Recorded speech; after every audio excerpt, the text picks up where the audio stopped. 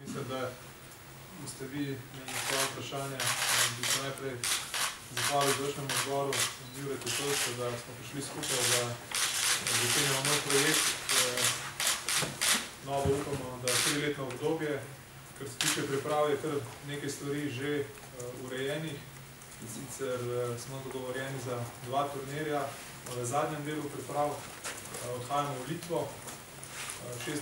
do 18. avgusta in v Sloveniji bomo gostili zelo močen turnir od 21. do 23. avgusta.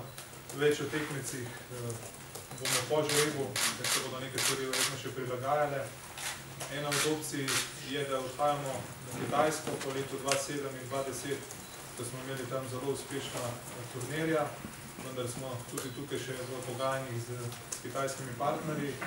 In pa jaz mislim, da najpomembnejša razširitev sodelovanja je ustanovitev B reprezentance. Povezava med A in B reprezentanco zagotovo bo. In ravno po tej novinarski konferenci se usedemo skupaj z selektorjem B reprezentance Radom Trifunovićem, tako da začnemo delati tudi na tem projektu z polnimi silami. Tako da zaenkrat, ko bodo vprašanja, tudi vse.